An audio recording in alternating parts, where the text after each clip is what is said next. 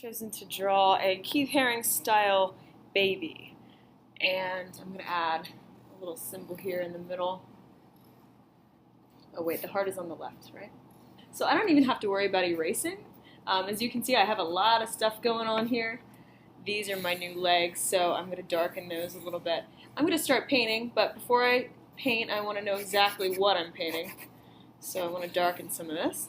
Your paint's going to cover all these lines up, so you don't have to worry about erasing. I started by drawing the hands right here, and then I was like, you know what, that's not showing enough action, so I moved them out. So now that I have 4 hands, I think I'm going to stick with all 4 because it actually looks like they're moving back and forth, like a baby's on the floor waving its arms. If you have a large area, I recommend you using a foam brush. So I'm going to just use that for the head just so you can see. Again, I'm painting yellow and brown paper, so I want to show you what happens. You can see yellow's a light color. It doesn't stand out. It's not as bright. It's almost translucent or see-through. When I use yellow on top of this dark color, I can still see the brown through.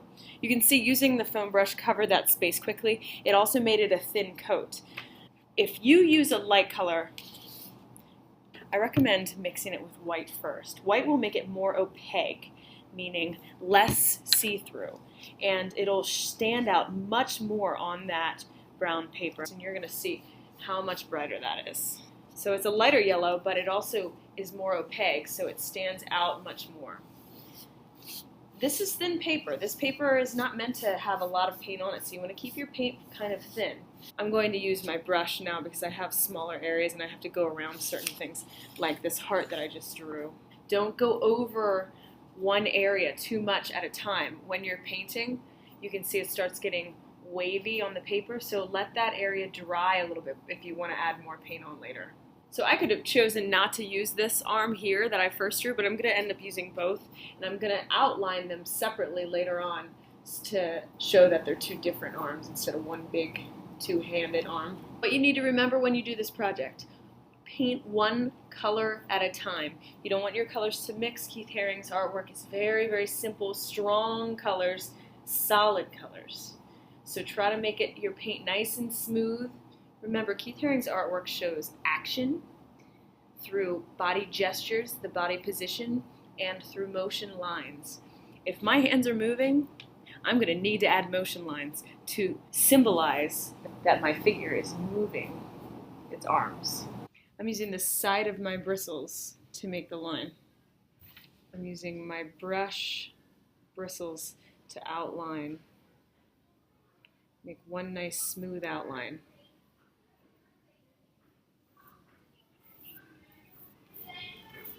And the best part about the paint is it goes over your pencil, so you can fix your shapes as you go. My knee needed to be a little bigger, so I just made it larger as I painted.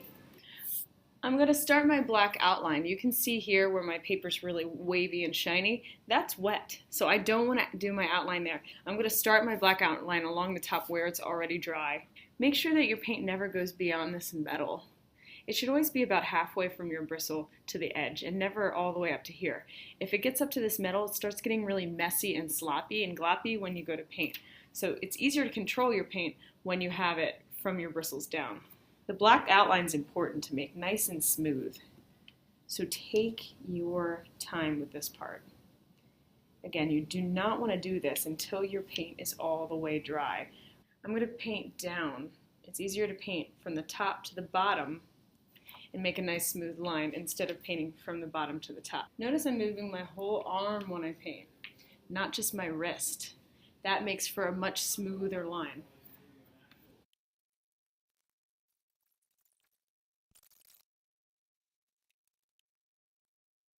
I'm going to add motion lines around the arms, but because I'm cutting this all out as one shape, I need this to be connected to that somehow, so I'm going to surround it with white, and that'll actually make it stand out even more too.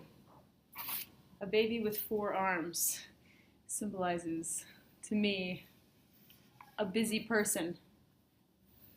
This baby is very alive. That is why the heart has expression lines around it. It is a beating heart.